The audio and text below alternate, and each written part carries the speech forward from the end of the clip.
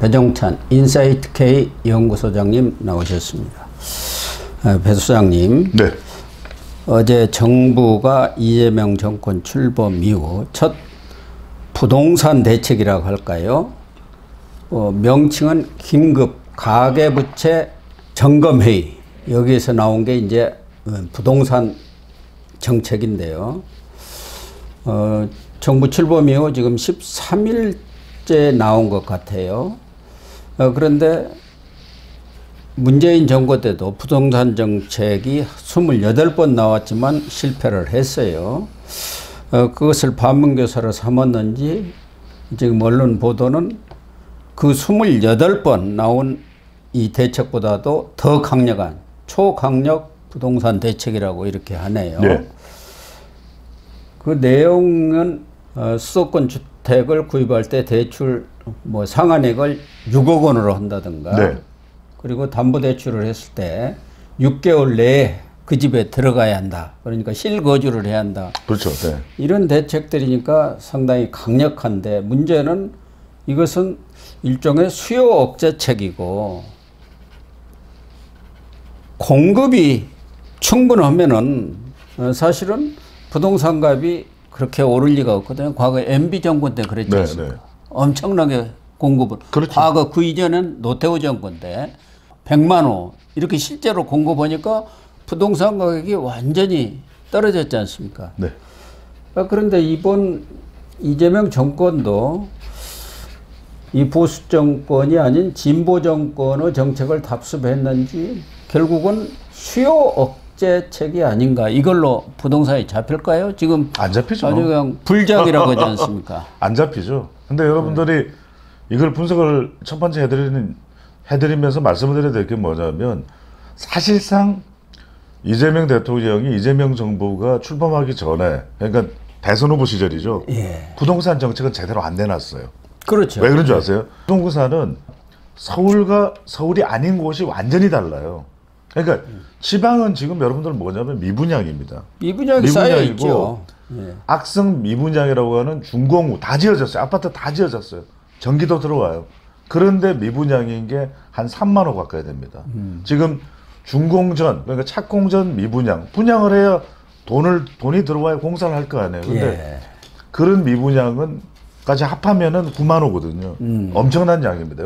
빈집이 그렇게 많대요. 실제로 안 사는 빈집들도 많아요, 지방에. 근데 무슨 말씀이냐? 서울에 지금 대규모로 지금 아파트 들어올 때가 있습니까? 없어요. 없어요. 그러니까 이 이야기는 뭐냐면, 문재인 정부에서 막 100만 호 이야기했던 게 다 헛방이에요. 공급할 데가 없어요. 그리고 서울에 여러분들 아시겠습니다만, 많은 사람들이 정말 가지고 싶어하는 그 집, 반포의 주공 1단지 이런 거는 그리고 제한적이고 다 이제 세대 또 거주자들이 다시 들어온단 말이에요. 그러면 실제로 신규 공급되는 건 별로 없는 거예요. 자, 부동산에서 여러분들 부동산 대책은 4가지입니다. 하나는 가격, 분양가를 조정하는 게 있어요. 두 번째는 공급. 많이 공급되면 돼요. 숨통을 틔워주면 됩니다. 그래서 분당, 과천, 일산이 나왔던 거, 등장했던 게 그런 겁니다. 지금 서울에서 직장 다니면서 양주에서 살고 또 이렇게 파주에서 사는 사람들이 다 그런 이유예요. 그 다음 뭐냐? 그 다음에는 세제 정책입니다. 세제 정책, 윤석열 정부는 세제를 풀었어요. 낮췄어요. 그래서 재산세, 종부세를 낮췄단 말이에요. 또 이 그렇죠. 실거래가 쪽으로 가까워지던 공시가격도 일단 중단시켰어요. 그걸 문재인 정부에서 해서 야, 공시가격이 실거래가에 가까워지면 재산세를 많이 때릴 수가 있는 거죠. 그러면 지방에 세수가 들어갑니다. 재산세는 여러분들 지방세예요. 종부세는 국세고. 그 다음에 이 마지막이 뭐냐? 금융입니다. 자, 그럼 이 정부는 뭐냐? 공급 안 돼. 그 다음에 세제 정책, 여기서 세금 올린다? 난리가 날 거예요. 지지율 바로 팍 떨어집니다. 수도권에서 내년 지방선거 못 이겨요. 힘들어져요. 왜? 세금 왜 올려? 이게 직격탄이거든요. 그러니까 내년 지방선거까지는 못 올린단 말이에요. 그럼 방법은 뭐냐? 은행을 쪼으면 됩니다. 야, 대출해주마. 우리가 자기 생돈 가지고 살고 있는 집 외에 추가로 살 수 있는 여력 별로 없어요. 우리 지금 국민들의 이 자산 포트폴리오를 보면. 그러면 지금 불장이라 그러니까 당장 취할 수 있는 최대의 조치는 뭐냐? 은행에다가 야 대출 주지 마. 아니 저 사람들 무주택자들은 아야 그거 좀 자제 이거거든요. 예. 그 정책을 취한 거예요. 그래서 강도 높은 게 아니 돈이 있어야 집을 사죠. 돈을 묶어버린 거예요. 근데 제가 그때 말씀드린 건 뭐냐면 제 설명 들으셨죠? 부동산은 거래가 이루어져야 되는 겁니다. 그렇지 않습니까? 그래야 이게 부동산 정책 안정화가 되는데 아예 거래가 안 되도록 막아버린 거예요. 그럼 어떤 현상이 벌어지냐? 이게 큰일 날 일입니다. 그러면 전세 가격은 더 올라가고 이 조치가 풍선 효과처럼 꺼져버리는 순간에는 집값이 더 올라가요. 거기다가 여러분들 아시다시피 민주당 정권 선호 심리가 있잖아요. 야 부동산 살 거면 민주당이 정권 잡을 때 사. 왜? 그 정책들은 다 실패를 했으니까. 그래서 이야기가 나오는 겁니다. 그러니까 이 조치는 뭐냐면 이른바 스트레스 DSR 총 부채 원리금 상환 비율. 그러니까 무슨 말이냐면 이겁니다, 여러분들. 이 사람이 빚이 다른 데 많다. 그러면 대출을 더 쪼아버리는 거예요. 그게 7월부터 시행되는데 그보다 더 강도 높게 이걸 더 쪼는 정책을 지금 발표를 한 겁니다. 서울이 불장이라고 이야기를 하니까. 그런데 문제는 뭐냐면 이따가 말씀하시겠습니다만 이건 우리 정책 아니다. 뭐 이런 이야기로 나오는 거죠.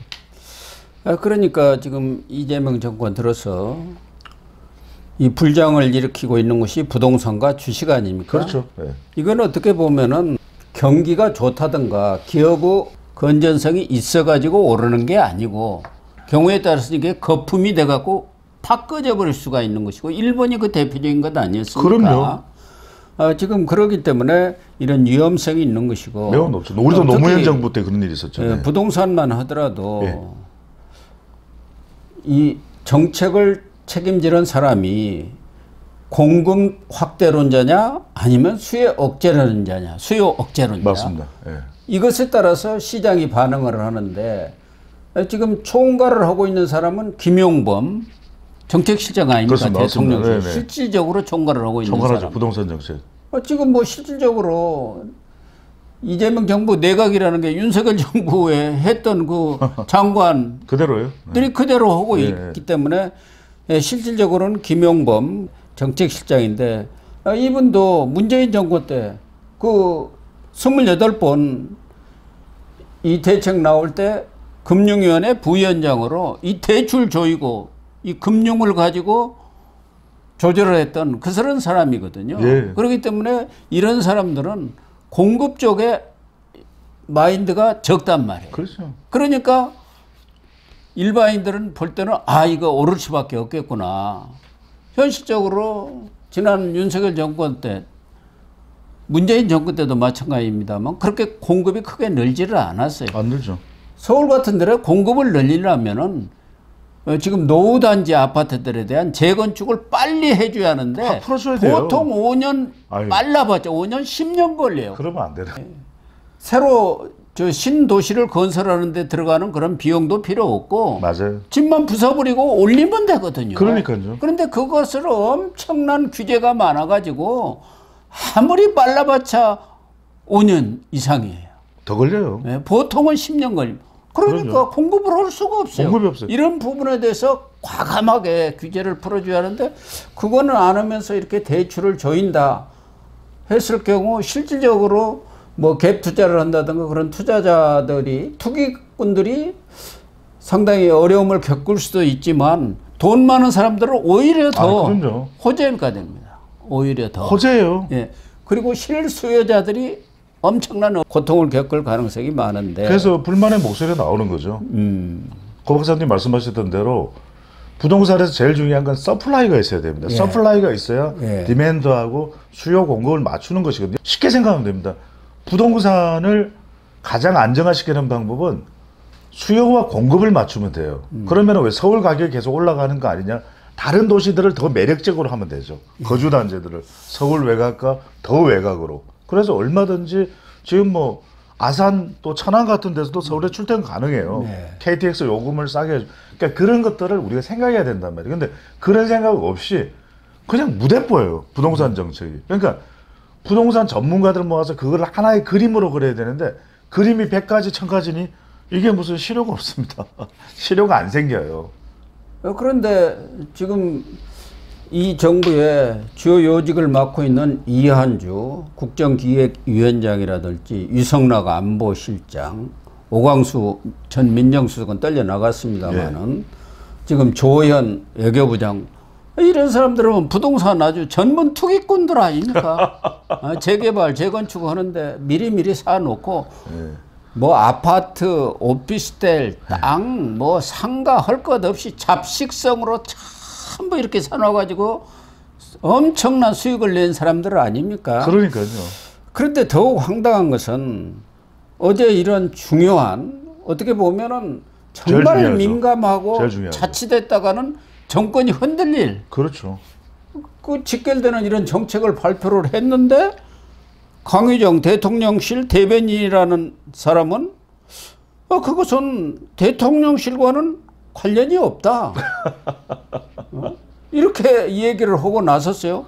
네. 그리고 이재명 대통령이 보고를 받았느냐. 아니 이런 중요한 정책을 보고를 안 받고 발표할 수는 없는 거야. 보고 받은지 알지를 못한다. 보고를 안 받은 것으로 알고 있다. 이렇게 했는데 그게 무슨 소리냐 도대체. 하니까 또 오후 3시에 이런 발표를 했다가 오후 4시 48분 그러니까 1시간 48분 뒤에는 뭐 관련 부처들하고 소통을 긴밀히 하고 있다. 소통이 안 된 거잖아요. 이렇게 발표를 도대체 이렇게 중요한 정책을 발표를 했는데 아니 대통령실이 알지도 못하고 우리 정책이 아니다. 그러면 다른 정부가 또 있습니까? 이게 말이 되는 소리. 그러니까 고 박사님 이상이 있는 것 같아요. 제가 무슨 말씀을 드리고 싶었냐면 첫 번째로는 부동산 정책이 답이 안 나오잖아요. 그런데 비판은 쏟아집니다. 지금 서울 불장인데 어떻게 되냐. 여러분들 불장이면요. 거래가 되는 게 아니라 전세 가격이 빡 올라가요. 그러면은 이게 정말 서민들은 미쳐버리는 것이거든요. 그런 가운데 장사는 안 되는데 임대료는 또 올라갈 수도 있습니다. 임대료는. 예. 더 올라갈 수도 있어요. 그러니까 이제 잘 되는 사람들은 잘 되는 사람들대로 지역에서 임대료가 더 올라가요. 그러니까 미쳐버리고 돌아버리는 거죠. 그래서 지금 조치를 취했는데 첫 번째는 뭐냐면 이게 있는 것 같아요. 역대 정권들도 그랬지만 근데 이 민주당은 그랬잖아요. 윤석열 정부에서 막 문재인 정부 이야기하니까 제발 좀 전 정권 이야기 그만해라 그랬잖아요. 네. 근데 이거는 대통령실의 내용이 아니다라는 거는 이거 윤석열 정부에서 다 계획됐던 거 뭐 하는 거 아니에요. 약간 이런 생각을 한 것 같아요. 그런 약간 뉘앙스가 있어요. 그러니까 우리 정부 일 아니다. 윤 정부에서 정말 망친 그거 지금 뭐 시행되는 거 아니에요. 잘 모르는 거야. 그럼 두 번째는 뭐냐면 아시다시피 지금 이재명 대통령이 굉장히 지역 현안들이 많아요. 뭐 호남에 가죠. 또 부산에 가죠. 그러니까 보고는 받았을 텐데 크게 막 신경을 안 쓴 것 같아요. 이게 굉장히 지금 영향을 줄 수 있는 건데 지금 방금 전에 말씀드린 부동산이 답이 안 나오거든요. 그러니까 지금 이런 건 막 다른 행보하는데 할 일들이 많잖아요. 시정 연설도 해야 되고 그러니까 이게 잘 안 들리는 거예요. 근데 제가 드리고 싶은 말씀은 뭐냐면 부동산 이거 제대로 안 하면 큰 코 다칠 일입니다. 그러니까 지금 섣불리 접근을 못하고 있고 내놓은 정책마저도 약간 땜빵식 있잖아요. 단기간에 임기응변식으로. 그래서 이게 지금 의사소통 문제도 있고 적절한 정책이냐라고 하는 이 비판도 나올 수가 있는 부분이고 정말 난감한 상황입니다. 제가 볼 때는. 이 정책 자체를 김용범 정책실장이 실질적으로 주관해서 이 안이 나온 걸로 알고 있는데 대통령실이 이렇게 오리발을 내미는 것은 하나는 지금 이 부동산 이렇게 불장이 된 것은 윤석열 정부의 그렇죠. 부동산 실패고 오세훈 서울시장이 부동산 정책을 그렇죠. 잘못 세웠다. 그 뭐지요? 토지거래 허가제. 네. 그거 갑자기 풀어가지고 이렇게 불을 지른 거 아니냐. 그거라는 책임이 우리 거 아니고 저쪽이다. 전 정부 거다. 이렇게 책임을 떠넘기는 거고 하나는 부동산 정책이라는 건 효과가 어떻게 나타날지 알 수가 없거든. 그렇죠. 그러니까 발빼기 전략이에요.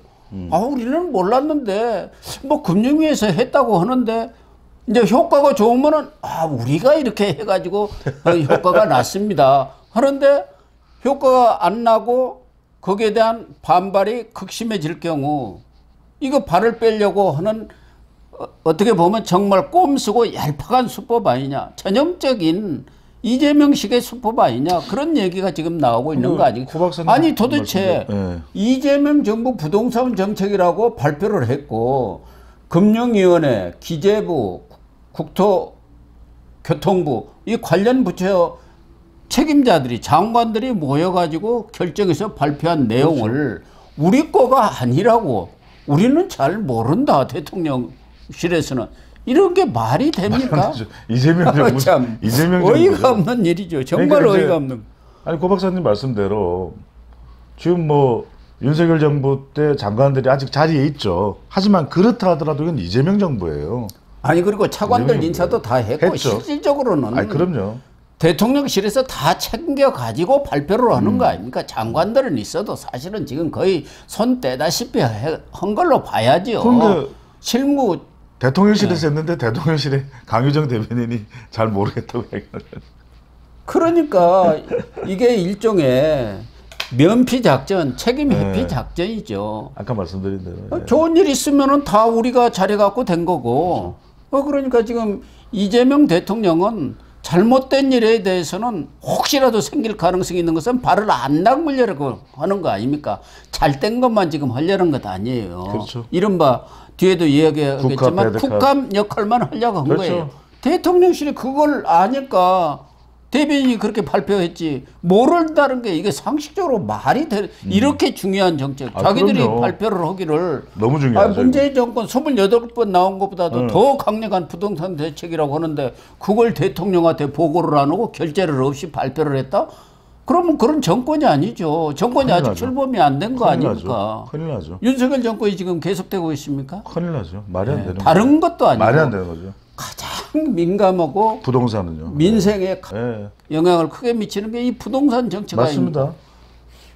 이것에 대해서 쏙 책임 회피하고 발을 빼려는 그런 자세를 보이면은 이게 가장 어떻게 보면은 정책의 첫 번째 내놓은 정책이라고 볼 수가 있는데 이재명 정부 그렇죠. 앞으로도 그런 행태를 계속 보일 것 아닙니까? 이중적인 행태 그 얘기입니다. 큰일 나죠. 큰일 나죠. 왜냐하면 고 박사님 말씀하셨던 대로 아직 부동산 종합 대책은 나오지도 않았고 제가 말씀드렸듯이 공급이나 수요나 세제 정책 이런 부분이 중요한데 제가 무슨 말씀드리냐면 이렇게 대출을 줘버리면요. 일단 우리는 아파트라든지 이런 그 주택을 공급하는 거의 뭐 절반 이상 거의 70%가 민간업자들입니다. 아시잖아요. 그죠? 근데 아니 민간 건설업자들이 이게 살 사람들 돈도 충분히 대출받지 못한다고 하는데 누가 아파트 짓겠습니까? 안 뛰어들죠. 그렇죠. 지금도 그래요. 지금도 시큰둥해요 반응이. 물론 이제 노른자위 자리는 또 서로 이제 건설사들이 시공사로서 경쟁을 하기도 하지만 지금 부동산의 흐름을 정확히 알아야 됩니다. 민간업자들이 그러면 틀 자체를 바꿔야 돼요. 싱가포르처럼 공공임대주택을 택지해서 택지는 나라 것. 그 다음에 이제 LH에서 다 지어가지고 장기 임대하는 형태로 우리 부동산의 이 틀 자체를 전환해야 되거든요. 근데 그런 뭐 아무 이야기가 없어요 지금. 아무 이야기가 없어요. 그러니까요. 당장 이렇게 부동산 가격이 천정부지로 그렇죠. 오르니까 거기에 지금 임기응변적인 처방을 내놓고 혹시 이것이 부작용을 일으켜가지고 현 정부한테 이재명 정부한테 역풍이 불 경우를 대비해서 우리는 잘 몰랐고 소통만 했습니다. 그게 말이 되는 소리를 하느냐. 이게 바로 손바닥으로 하늘을 가리는 그렇죠. 짓 아닌가. 네. 그런 차원에서 정말 앞으로 이재명 정부가 이런 식의 어떤 정책을 추진해 나갈지 않을까 해서 걱정이 참 많이 됩니다. 예. 예.